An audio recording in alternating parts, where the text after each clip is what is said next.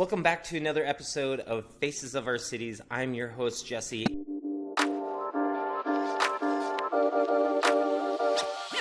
And today, I'm really excited to be meeting with Anna Trammell. Yay. Did I say that right? Yes, you did. Awesome. Anna and I met, honestly, because she worked at a company that I was interested in doing work with, a pharmacy that was doing some really innovative stuff in their industry. And we connected early on in my time as an advertising exec. And since then, she's no longer with that company and has gone out and started her own company. When I met her, she had given me a hint that she was working on a product that she had patented.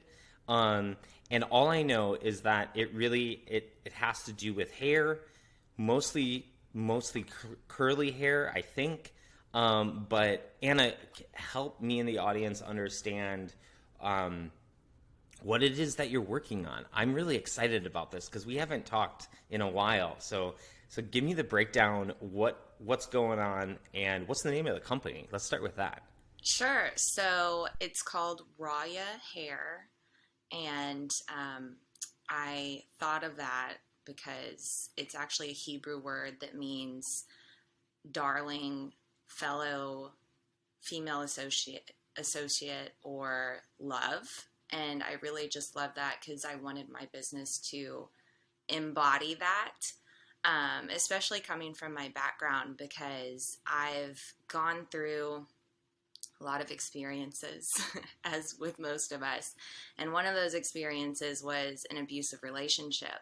And so I wanted to intertwine the healing that I've had from that into my company, so that it's more purposeful. I mean, it's my baby, so it's every bit of who I am. I love that. I don't love the fact that you had to go through that experience. Right. I really love that that you're using it and it's and creating a company with purpose. Like, I love that. I love talking with entrepreneurs that are doing it more for than just the cash flow. Although that's nice, right? That's what we all need, some cash flow, I'm not mad right? at money. But yeah, exactly. But I love finding out about purpose. Also, what a great word. Like, when you look at it on your LinkedIn, whatever you have going on with branding, I'm loving it. Is there a website yet? Yeah, so it's rayahhair.com, and it has it's RAYAH, and then the word hair.com.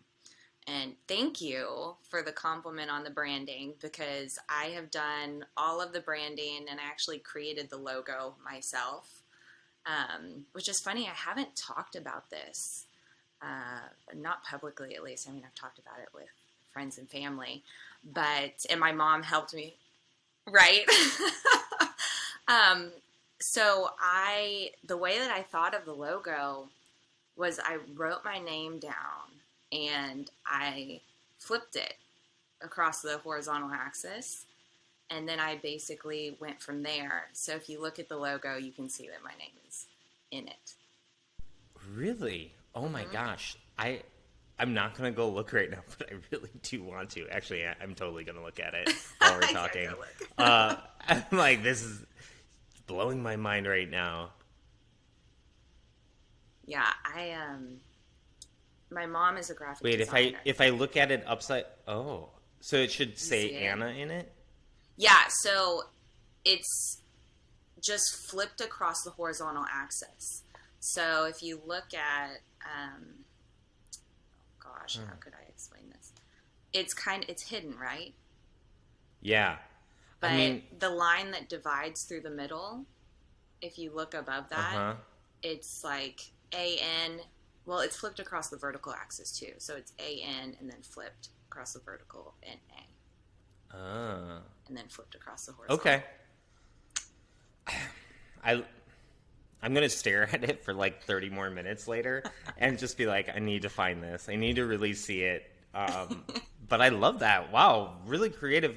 I mean, was your background, first of all, is your background in design No, so and well, branding? my mom vectorized it for me, so I'm very grateful for her.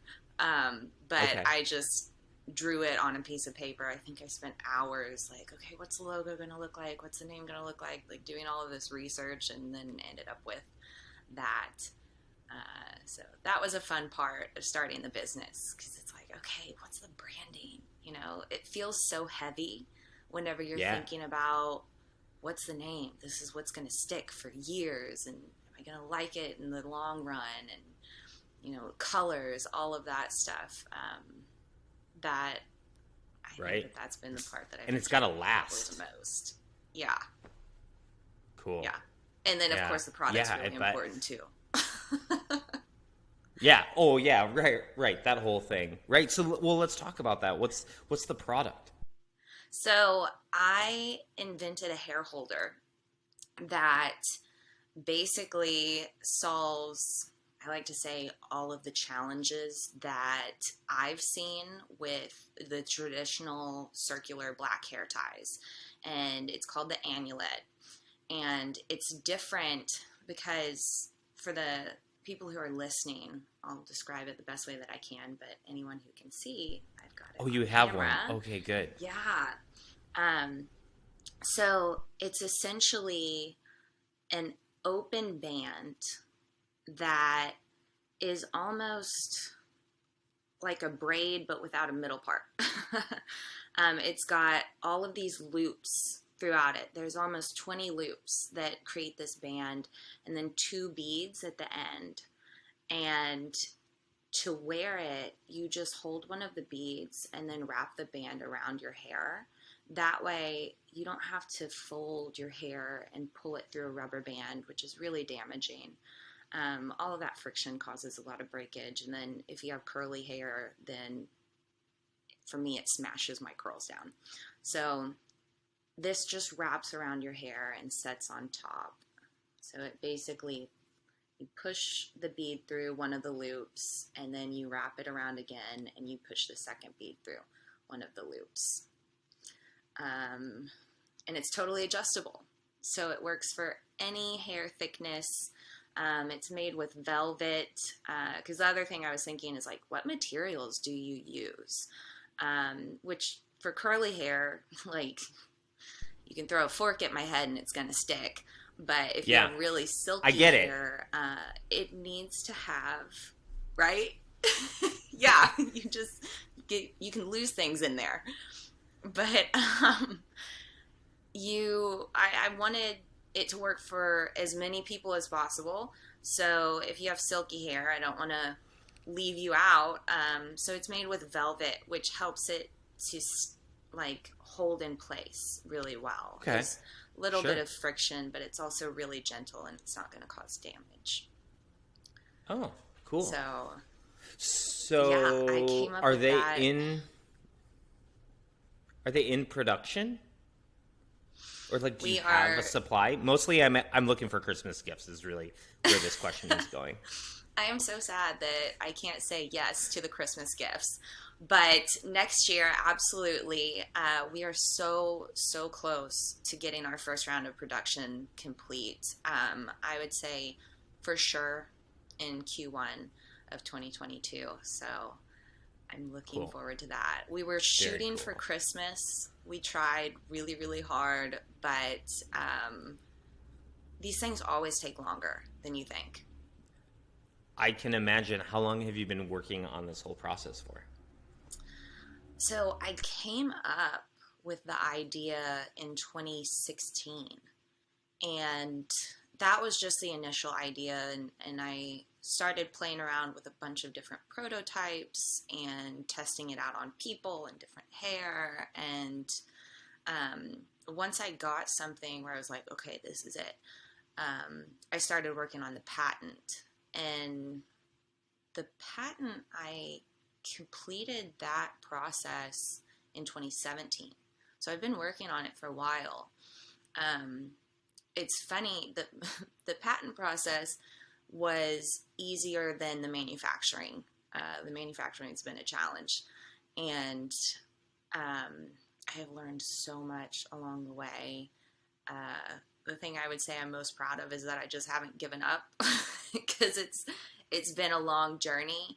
Um, and I found a company that is awesome. They're actually out of Austin, Texas, and they're helping with basically everything except for drop shipping. I mean, they have a design team and they have a network of manufacturers, and so it's really nice having them as a team to work with, because in going to this manufacturing stage, they come with a wealth of information, and it's sped things up a lot. Granted, even working with them, it's taken almost a year, so it takes a Sure. while. Yeah. You can imagine doing it by yourself, right? Ah. Yeah, yeah, I tried in vain. I tried. I called a bunch of manufacturers, and I wanted to do manufacturing in the U.S. But Okay. unfortunately, it can't be automated, so it all has to be done by hand, and that's really hard to do in Really? the U.S. Yeah, so these will Just be curious, handmade why products. is it why is that? Why can't it be automated? It's really intricate. Going into it, I was, naive, and I was like, oh, this is going to be easy. Like, if you can make iPhones, you can make this. Like, it's soft goods. But I was amazed how challenging it actually is to make. And I've made these myself, and then I've hired other people to make a few rounds of production, and it's time consuming and it's pretty tedious, and there's actually not, because it's so small, there's not equipment that can automate this, at least not right now. That's really interesting. Naturally, because you and I, you know that I have a at least a connection to the automation world from a previous employer that really interests me because I've seen some really crazy things be created. But that's it's not that everything has been figured out yet, right? Um, we might have to like turn this into like a science project or something, and get a bunch of people working on trying to come up with a solution on how to make something like this or automate something like that. This For sounds sure. interesting. For sure. Once Um, I once I get really good sales and get my capital up, yeah, let's do yeah. that. Then we'll get there for sure. Yeah. What were some of the I guess most difficult parts about trying to find manufacturers on your own? What was it? Just the amount of time it was taking? Was it they were asking things you didn't have answers to, or was it just a world that you didn't have the experience in and you needed a company that did to like do it for you? Yeah, I would say the latter. It was, I mean, a huge learning curve, and there's only so much that you can learn on the internet. Like, and I've read so many books on business, but until you actually have the experience, it's it's not the same. Or maybe I just haven't found the right book yet for manufacturing. But it was a learning curve, and also going to the manufacturers as an individual business doesn't hold as much weight as having a business go to the manufacturers that specifically works on manufacturing. And it holds weight because they will bring multiple deals to a manufacturer, and so they're more inclined to work with this company. They're called Gemba. So that has really helped move things along. And I also have a team of people that I can ask questions to, and they're always helpful. Like, there's not any stupid questions. Like, they're used to working with beginner entrepreneurs or advanced entrepreneurs and anything in between. Um, So I found that to be really, really helpful. It was like once I started working with them, things started really taking off. That's cool. Can I? I'm sure you can't give us details, but what does usually a relationship like that look like? Do you have to pay them for a fee for their service, or do they take a percentage? Do they somehow get like a partial ownership? What does that normally look like? Because I would imagine for most entrepreneurs that are truly starting out, working a gig while also trying to launch this product and make it and manufacture it, they probably don't have, a ton of cash sitting around that they can pay someone to figure this out for them. I mean, that's why you're an entrepreneur, is it's because you're doing it yourself, right? Or not. That's not the reason, but that's a big part of it. Is you're hustling, trying to figure out the problems yourself until you can actually pay someone to help you. But what's that look like? What's a Yeah. relationship like that cost, I guess? Oh man, that's such a good question because it's bringing up all of these other things that led me to actually working with them. First, starting out, taking a couple steps back, um, I, like you said, have wanted to maintain complete ownership of my company. I haven't given up any equity. And because, I mean, partly it's like that kind of terrifies me. And I hadn't found the right partner to do that with yet. And I just feel like I don't need that yet. I don't need that much capital. I can bootstrap it, and I have so far. Um, the appeal to take on an investor is interesting. And I would say for some businesses that works really well, especially whenever you're wanting to raise huge amounts of capital. But for mine, I mean, you're talking about less than $100,000 to get started. Um, and sometimes it's better to just take on debt than it is to give up a part of your future. The mindset has been, if you take on debt, like it depends on how big of the loan it is. You can get different loans everywhere. Like for instance, I used a Kiva loan, which I'm getting to the point where I had to obviously pay Gemba to do this.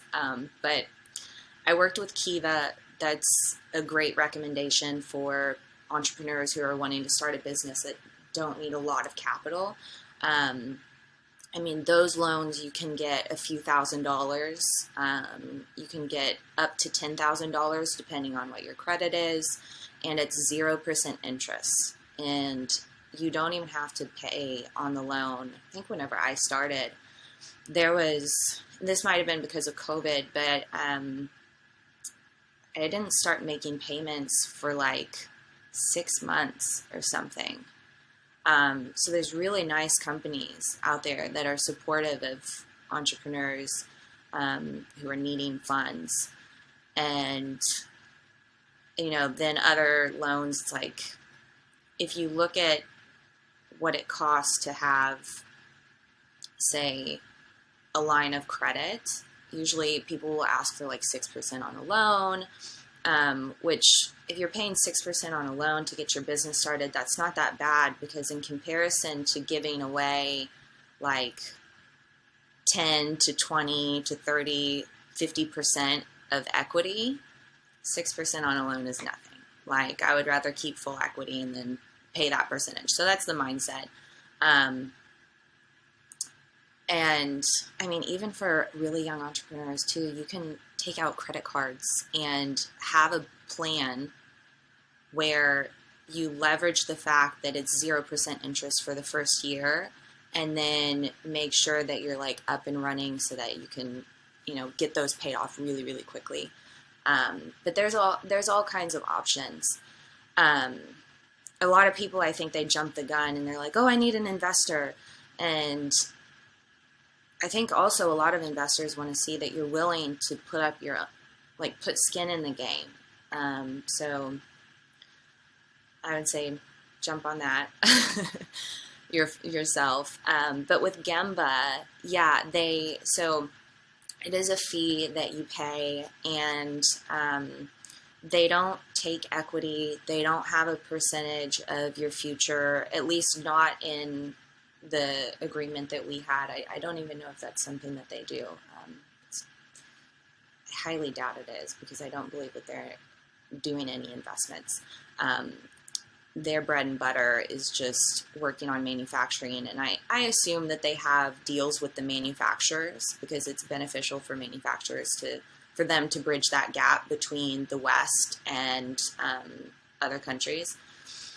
So, but yeah, it was just a flat fee, and to me, I thought it was very, very reasonable for everything that they've done, and the help that they provide. I thought it was very reasonable, and I was very happy to find them. So I don't have like any deal with them. How did you end up finding them? Was it a Google search? Was it a recommendation from somebody? How did that come Yeah. about? Yeah, I just Google searched, and I didn't know anybody who had worked with them. Come to find out, they're connected through the entrepreneurial community here in Houston. They've Okay. worked with Capital Factory. I found that out after the fact, but then once I did, I was like, okay, I feel a little better. I feel like they're validated, which I already knew. Yeah. Yeah. Yeah. Um, Gosh, you've given us just a ton of meat. I don't even know if I can ask. Do you have any life hacks or work hacks? Because that's all you've been giving us, from figuring out how to manufacture stuff to finding a way to pay for it. But is there anything out there before we close up?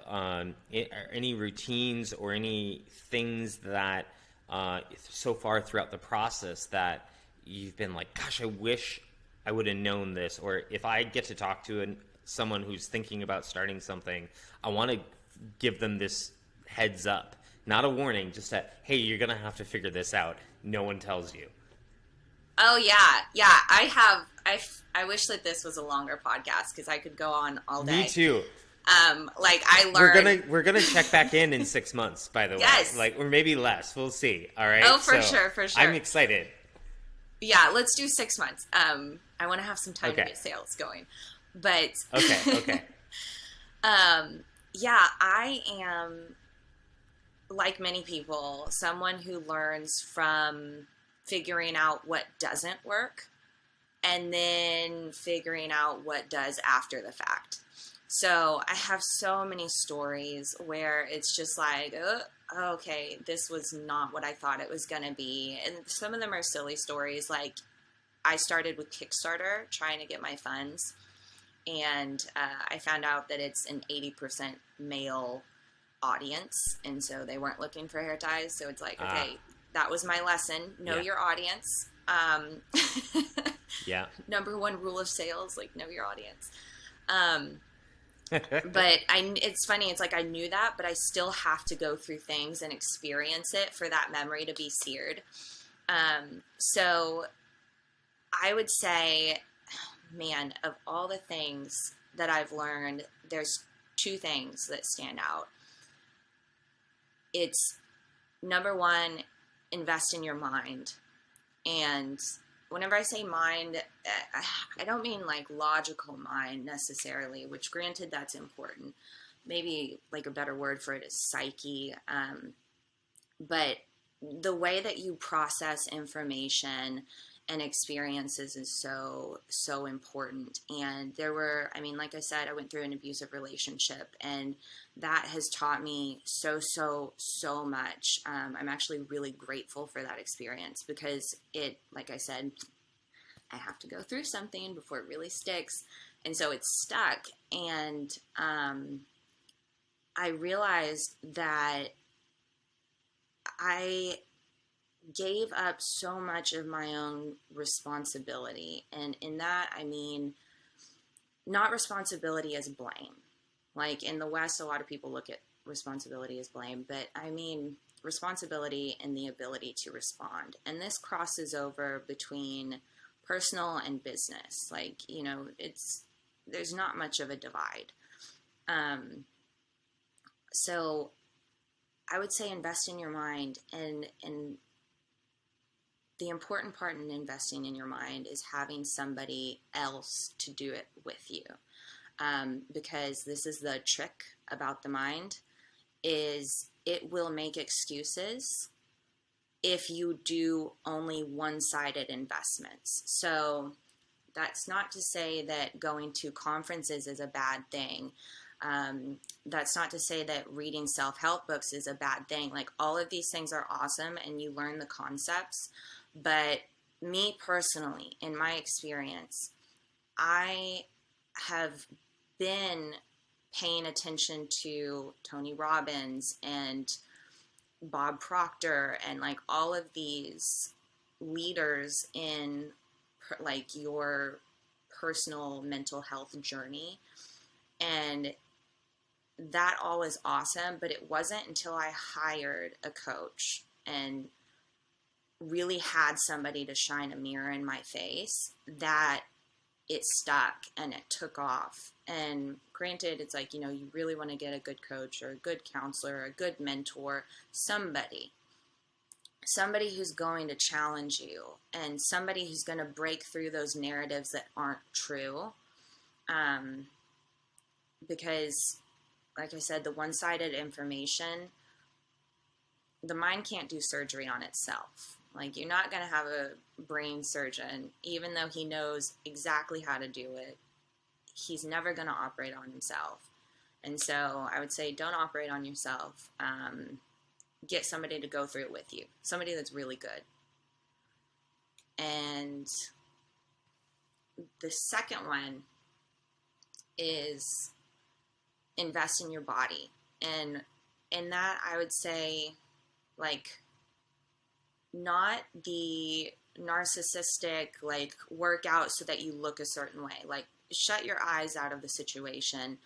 And what I mean is, like, nurture the vessel that gets you through this life. And whenever you do that, your body is energy. And whenever you nurture that energy, you have more to give, and you hopefully will last longer so that you can contribute more. And this is a lesson that I learned actually from doing bodybuilding, where I was in this funny headspace of thinking that bodybuilding was the epitome of health, and I had to do it to find out that it was definitely not that. It was manipulation, and more or less it was an eating disorder. So for me, in my experience, I'm not speaking for anybody else, but I would say just like being more kind to yourself, being more motherly to yourself is so important to get you through business, because there's ups and downs and you have to be resilient through that. And mentally you have to be resilient through that. And so that is my pedestal speech. I don't know, how would I say that? Yeah, that would be my it was tips. it was a great TED Talk. That's your TED Talk. That's my For TED sure. Talk. But from my own experience, I'll just say that is absolutely what I've learned from having done it wrong. So, Yeah. and I'm still Thank working on you. that. It's I like feel never ending. like, yeah, without a doubt. Gosh, thank you so much. I feel like we just honestly just like peeled the first layer of the onion away. And I mean, I hope that people reach out to talk to you more, because I feel like there's at least 15 more questions that I have for you. But I'll save them. I'm going to make a note of them. We're going to ask in 6 months. But this has been really great. Thank you so much for sharing that story and your story and the advice. I think that you said some things that definitely I haven't.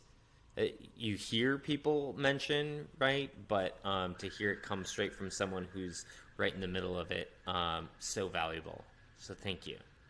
You are so welcome. Thank you for having me on here. I enjoy every conversation with you. Yeah. You're just a burst of energy, and I am really looking forward to listening to your other podcasts because I am totally entertained by you, and you have an amazing network. So I'm excited to see this journey as well, watching and observing as you grow. Me too.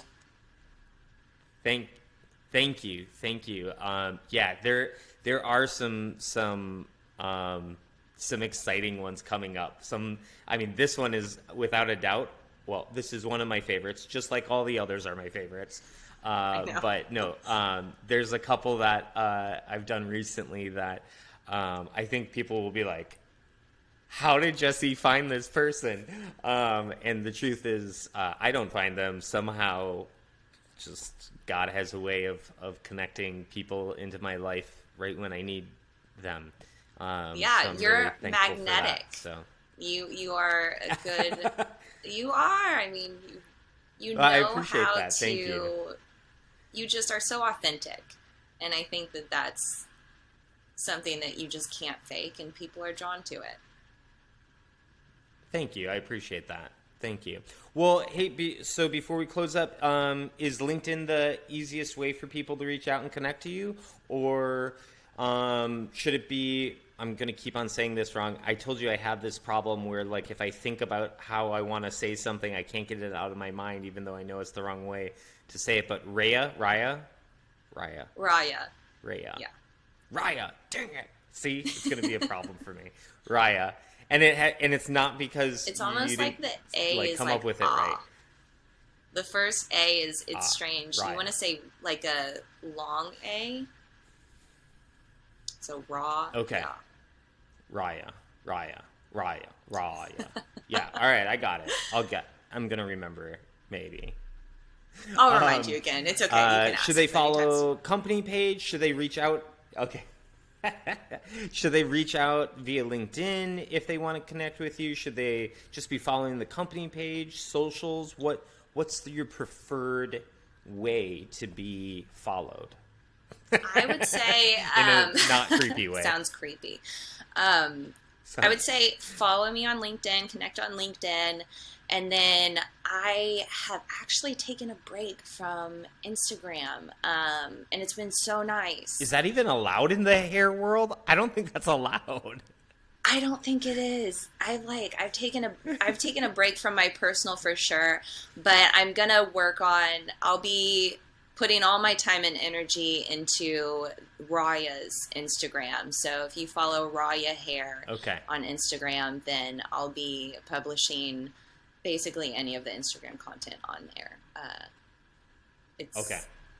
That sounds good. Kind of funny that I own a business and I'm like revolting against social media. It's exhausting. It's exhausting. Yeah. No, I mean, that's the thing. Accountants don't love doing their own accounting, just like car mechanics don't like working on their own cars. A marketing person, you deal with it all day long. Why do you want to go update your own Facebook after, a day of working on marketing, Right. So I get it. All right. Well, thank you so much. Have a really great day. And I'm looking forward to connecting with you again in 6-ish months, which would be June. So we're in December right now. So awesome. Thanks, Anna.